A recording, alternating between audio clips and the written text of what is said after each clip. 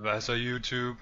Velkommen tilbage igen, som ja, du kan blive ved med at lade være med at uploade. Men jeg er tilbage igen, i hvert fald lige nu. Med et spil, som hedder Dreadnought. Det er et spil, jeg har brugt et par timer på, kan man vel godt sige. Det er teknisk set kæmpe, hvad skal man sige, spaceships, rumskibe, kampskibe, kald det hvad man vil, hvor man kæmper imod hinanden. Der er lidt forskellige skibe i spillet. Jeg tror faktisk, jeg har næsten dem alle sammen dækket ind hernede. Vi har min ene Dreadnought her. Det er sådan den første Dreadnought, jeg har spillet med. Det er, hvad skal man sige, tanken i spillet. Det er den, der den er langsom, og den slår hårdt. Så det er ligesom den, der står forrest, hvis man skal sige det sådan. Så har vi en Destroyer, som ser sådan her ud. Det er efter min mening lidt det samme som en Dreadnought, bare mindre. Den er lidt hurtigere, men den er også den slår også hårdt og har meget armor. Så skal vi se. Det var tilbage til den. Skal vi se. Så har vi vores Tactical Cruiser. Det er min Tactical Cruiser. Det er ligesom healeren i det hele. Det er sådan lidt det bedste healerskib, jeg har spillet med. De er forholdsvis hurtige, men har ikke så meget, hvad skal man sige, ikke så meget armor. Og bliver, hvis man spiller som, hvad skal man sige, som Tactical Cruiser, så er man også meget hurtig, eller man bliver udsat for, hvad skal man sige, det værste. Det er ligesom dig, der bliver hævet ind i det hele. Det her, det er min anden Dreadnought, som jeg har kunne anskaffe mig efter jeg nåede level 15, eller rang 15. Den er ikke meget anderledes end den anden, udover det. Jeg tror faktisk, den er lidt langsommere, og slår cirka lige så hårdt. Så har vi, det er også en Tactical Cruiser, så skal vi lige finde noget andet. Ja. Så er der nemlig også Artillery Cruiser. Det er sniperen i det hele. Det er vores, hvad skal man sige, den der skyder langt. Den som er ikke inde midt i det hele, men som ligesom er med til at støtte op. Jeg spiller for det meste med min Dreadnought og min Tactical Cruiser. Og bare sådan for at ligesom vise lidt, hvad man ligesom kan. Du har ligesom din main, primary våben. Det kan du ikke skifte ud, desværre. Så har du dit secondary. Det kan du godt skifte ud til noget heavy, skal vi se, noget heavy flank turrets, så er der noget mortar og sådan noget. Den kan man godt skifte ud, ligesom for at få lidt mere variation. Så har du dine moduler.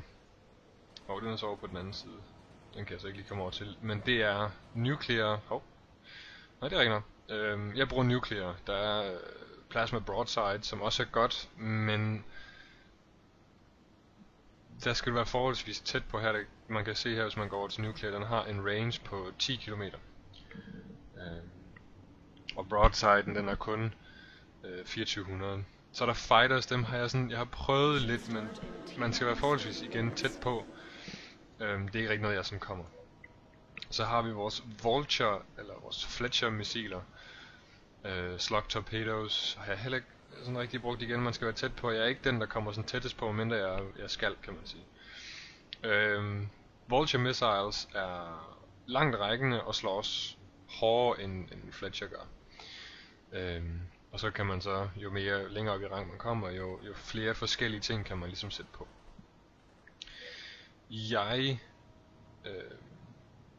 Så kan man så have heavy, jeg bruger anti-missile lasers, fordi skulle der være nogen, som affyrer Vulture eller Fletcher missiler mod dig, så er den rigtig god her, for den skyder dem nemlig ned. Så er der tractor beam, som jeg ikke sådan rigtig bruger.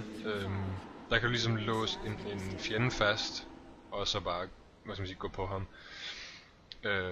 Heavy autoguns, det siger lidt sig selv. Hvis nogen kommer for tæt på, så aktiverer du den, og så skyder den jo sådan set også på dem.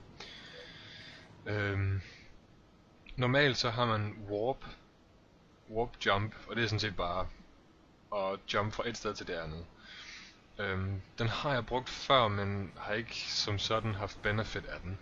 Jeg vælger så at bruge damage amplifier i stedet for, som i navnet gør, at jeg gør mere skade. Så er der nogle forskellige moduler herover, som er, hvad skal man sige, det er vel passive moduler. Jeg bruger Communications 101, og den gør, at mine cooldowns er 10% hurtigere. Der er også Recycler, og den kan jeg så købe, det har jeg så ikke gjort endnu, hvad er det for en? Desperate Measures, Health Get Low, Remove Debuffs, Refill Energy, Refit Modules, okay. Der er sådan lidt forskellige herover med, hvad skal man sige, passive, som hjælper dig i battle. Artillery Cruiseren, som jeg også bruger, den kan jeg også lige hurtigt gå ind over. Man kan selvfølgelig customize dem sådan nogenlunde. Som sagt, så er den en healer, og din medium beam turret, som er igen det eneste du kan få, det er din healer beam. Den kan også bruges til damage, men som I kan se, så giver den sgu ikke så meget damage, så dit skibs, hvad skal man sige, primære funktion er at heal. Så har du, skulle der komme nogen tæt på, nogle light turrets og machine gun. Den har jeg så ikke købt nu, hvad koster den? 80. Kommer nok ikke til at bruge den. Tesla turrets. Den kunne være sjov. Lige nu har jeg bare de her light rockets. I en anden, min primary module, der har jeg beam amplifier. Og det har jeg, fordi skulle et skib komme for langt ned i HP, så kan jeg booste min beam og ligesom hjælpe dem med at komme nogenlunde op, eller i hvert fald overleve det angreb, de er under, eller selv har startet. Der er også Tesla Coil Pod. Undskyld. Det er basically en pod, du skyder ud, som så giver stød til dem, der er tæt på. Repair Pod er, som den nu er, eller som den nu siger den er, den regenererer liv til dine allies. Og så har jeg også Wasp Missiles, dem har jeg så ikke lige overvejet, om jeg skulle bruge. Så har jeg Repair Auto Beam, og det er teknisk set bare, når du aktiverer den, så hjælper den med at repair dine allies, som er tæt på dig. Og Auto Repair er sådan set bare at reparere dig selv. Det er sådan de primære skibe, jeg bruger. Der er forskellige sådan modes. Der er 2 modes, hvor du spiller mod andre. Det er Deathmatch, og så er der Team Elimination, altså Team Deathmatch og Team Elimination. Team Deathmatch, det er bare, hvor du skal nå et bestemt, jeg tror det er 100 point eller kills. Og så vinder de forskellige teams. Eller også er det Team Elimination, det vil sige, du har et liv, dør du, så er du ude, og så er det bare sådan der. Og training match, der spiller du bare mod bots, og det er forholdsvis nemt. Det er også en god måde ligesom at få prøvet andre ting. Forskellige setups for eksempel. En af de ting, som jeg har fundet rigtig effektiv, jeg bruger dem så ikke selv, nu skal jeg se om jeg kan finde det. Plasma RAM har jeg fundet ud af, er jeg blevet ramt af rigtig mange gange, og det er ikke noget jeg som sådan bruger, fordi jeg har ikke rigtig fundet ud af, at så tæt på, hvad skal man sige, enemies kommer jeg ikke rigtig. Det er helt sikkert et spil, der er værd at kigge på. Jeg betalte mig vej ind i det. Jeg tror jeg betalte 250-60 kroner eller sådan noget. Og så fik jeg lidt in-game money. Jeg fik 4 eller 5 hero ships. Jeg fik 4 koder, hvis man kan kalde det. 4 invites. Og har brugt 2 af dem allerede. Så vi skal ind i Kappa Base Team Deathmatch. Jeg kigger som regel altid på, hvordan vores setup er. Nu kan vi se, vi starter ud her med at ligesom warp ind. Og så kigger jeg meget på, hvad har vi med os. Jeg kan se, at vi har en healer over på min venstre side. Og så plejer jeg som regel at gå ind og skifte over til den her. Så vi er kun 4, vi er nummer 5. Lige når det kommer. Nej, der er en der, som er i en... Corvetten har jeg ikke vist jer endnu. Men Corvetten er bare en lille hurtig flyver. De bruger, eller er mest... der er en her. De er oftest dem, som går efter vores healere, vores tactical cruisers, og de kan gøre det rigtig, rigtig godt. Der var en, der skiftede over til en dreadnought lidt, eller nej, det var et hero ship, han har valgt der. Hero ships kan du ikke gå ind og modify, ligesom jeg kan med den her. Og vi starter ud, og så håber jeg, at vores healers er med os.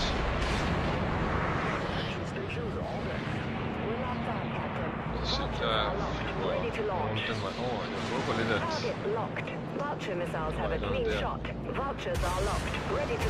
Så de har indtil videre, kan jeg se, de har i hvert fald en healer, der kommer der. Og går med den vej over. Han kommer nok under en skarp beskyttet. Undskyld.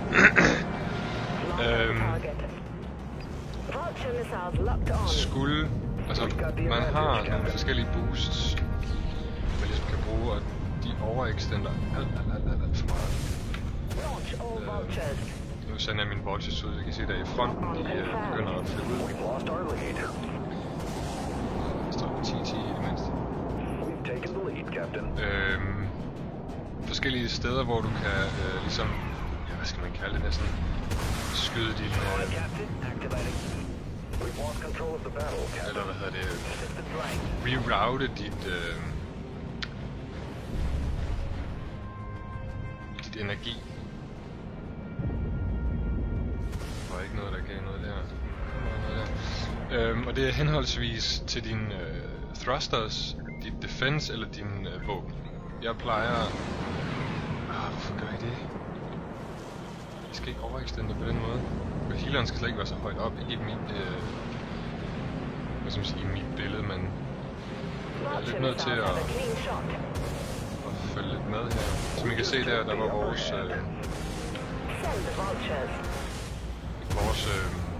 Corvette lige nede og wreaked havoc derovre. Vi får ham ned et tvivl af på.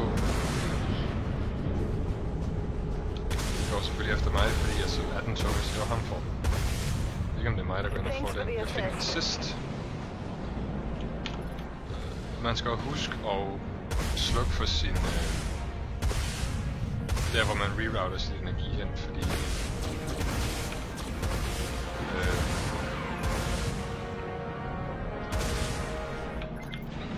ellers så begynder man at damage. Jeg tror han fik vist lov til at falde fra.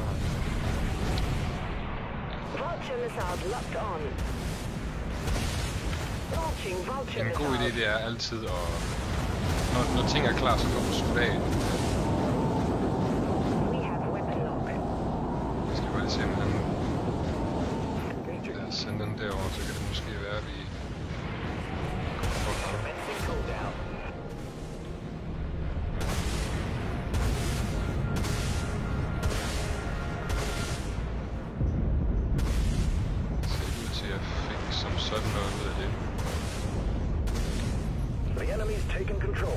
Okay, vi får lidt røv nu her.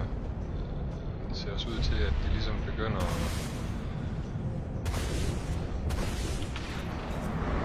komme lidt væk, fordi jeg står lidt selv, og jeg kan ikke se, at vi har nogle healers nogen steder. Hvilket gør mig ekstremt vulnerable. Enemy warheads locked on our position. Vultures are locked, ready to launch.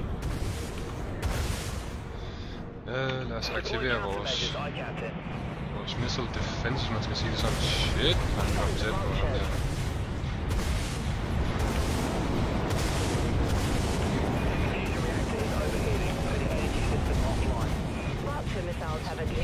ham. Selvom... Nej, han når sgu nok at overleve, tror jeg. En ting, der også er vigtigt, det er... nu er jeg nødt til ligesom at følge med, fordi står jeg selv, så kan de ligesom få taget mig. Så det er lidt vigtigt, at man ligesom holder sig lidt samlet.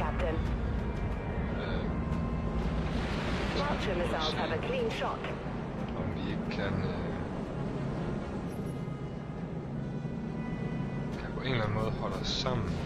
Han warper derover igen og er fuldstændig offensiv, hvilket er selvfølgelig også er fint.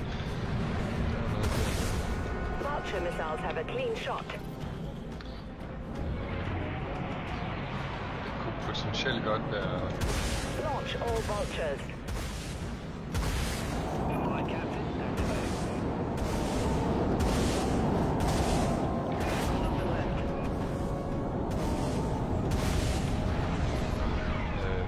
Vi får lidt røv nu, kan jeg se. Det er ikke så godt.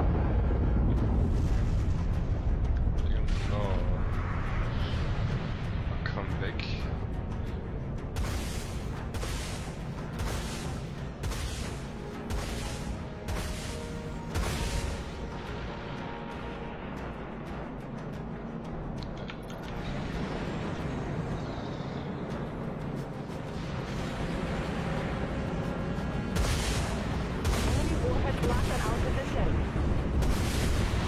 Hvis ikke man har, hvad skal man sige, en anti-missile defense eller sådan noget, så er en god ting, der også at gemme sig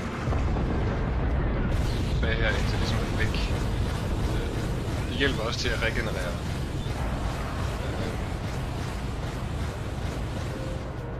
Jeg tvivler sgu på, at han overlever den her. Så lad os prøve at se, om vi kan komme den her vej rundt i stedet for. Vultures are locked, ready to launch. Launch all vultures.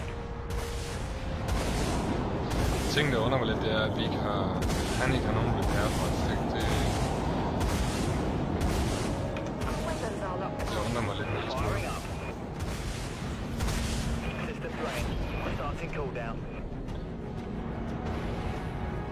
Så prøv at se, om vi... Fik jeg da i hvert fald ramt ham en lille bitte smule. Men det ser ud til, at de har deres healer på deres side. Det virker til at være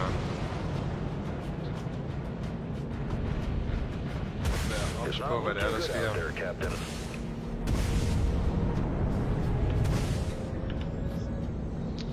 Lad os prøve at se, fordi det ser ikke godt ud, det her.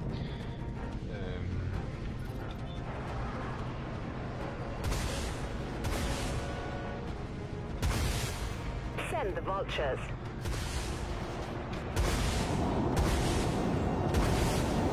Vultures are locked, ready to launch.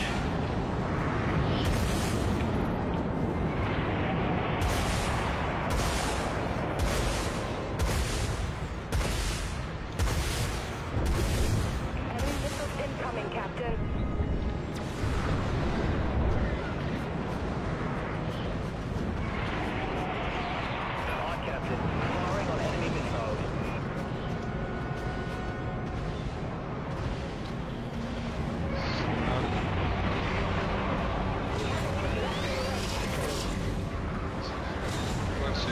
De gemmer sig lidt derovre. God måde ligesom for dem til at flytte sig på, det er ved at sende ting efter. Vulture missiles have a clean shot. Vulture missiles locked on. Vultures are locked, ready to launch. Vulture missiles have a clean shot. Vulture missiles have a clean shot. Launch all vultures.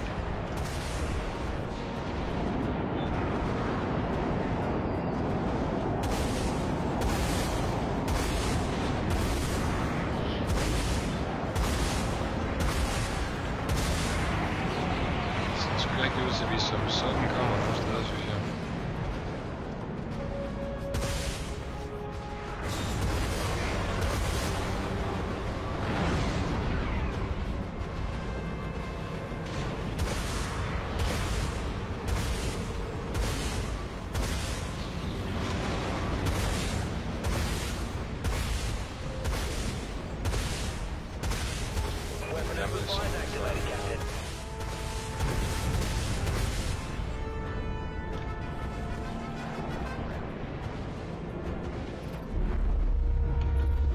Vulture missiles locked on.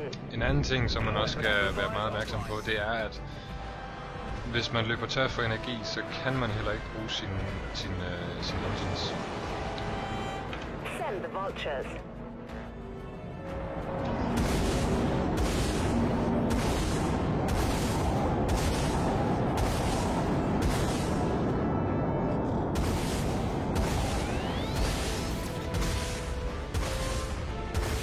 Hvis jeg bare kan få ham langt nok ned, og han ikke har noget defense, sådan der.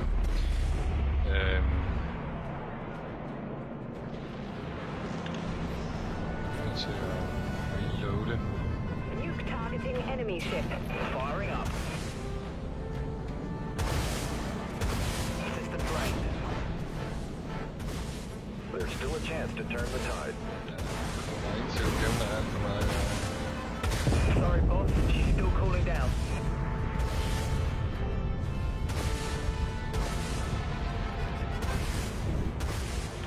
Der er nogle flankers derovre, det er jeg sgu ikke så glad for. Hvad har jeg med mig herovre? Ikke det helt store, så... Enemy warheads locked on our position. Incoming. Activate countermeasure grid. Vulture missiles locked on. Vultures are locked, ready to launch. Vulture missiles have a clean shot. Så lad os prøve at se, om vi ikke lige så stille kan...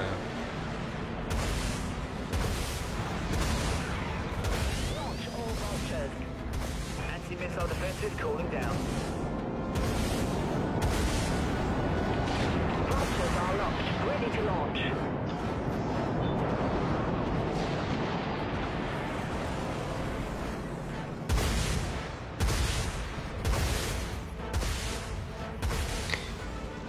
En ting, som også er farligt ved at være healer, det er lige netop at stille sig ned sådan et sted som der.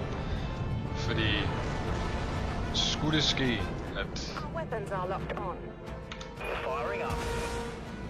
der er en, der sender et missil afsted, jamen Commencing cooldown. så kan man altså risikere at blive nappet i svingen. Det er sket for mig et par gange. Jeg tror, vi skal så småt begynde at... Send the vultures.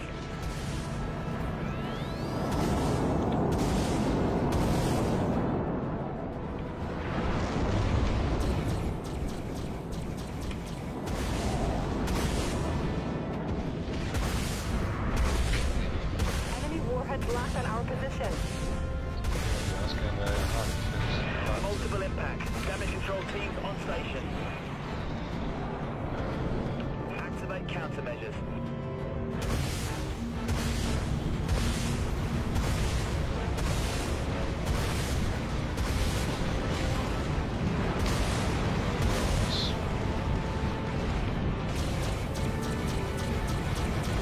Weapon amplifiers activated, Captain. Defenses recharging. Vi kan nå at få ham skudt i sengen. Sådan der. Weapon amplifier drained, Captain. Vulture missiles have a clean shot. All stations, stand down. Den tror jeg, vi tabte den der. Yep.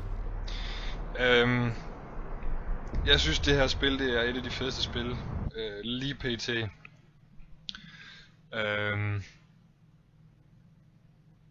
Så men, okay, så tæt, det var faktisk ret tæt på. Det smider jeg gerne en GG ud for. Man skal passe lidt på, fordi hvis man ikke holder sig samlet, så kan man meget hurtigt tabe en kamp. Og hvis dem, som man nu måske har på sit team, hvor vi 1, 2, 3, 4, 5, 1, 2, 3, 4, jo, vi var der nok. Tilbage til Outpost. Jeg er lidt addicted til det her spil. Det er faktisk lidt ligesom at spille World of Warships, bare i luften. Jeg tænker, at næste spil, det bliver vel... jeg kunne måske godt finde på at skifte den her ud med en Tactical Cruiser. Det må så blive min Nox. Yep. de er ekstremt vulnerable. Altså dem skal man være meget påpasselig med, fordi kommer de under skarp beskydning, så kan de meget, meget hurtigt dø. De kan også godt slå hårdt, hvis det egentlig skulle være. Det var alt for den her gang. Jeg gør alt, hvad jeg kan for at uploade. Der har bare lige været nogle ting, som har gjort, at jeg ikke har kunnet. Det kommer der sikkert også en video på det. Det har jeg ikke helt bestemt mig for endnu, men der kommer i hvert fald mere Dreadnought. Så meget kan jeg da sige. Jeg håber I kunne lide det. Jeg håber I vil se med næste gang. Husk, enjoy life, nyd nu for fanden jeres liv. I har kun ét. Gør hvad I har lyst til, lad ikke andre holde jer nede. Og så ses vi jo bare i den næste video. Kan I have det godt, kære venner. Hej hej.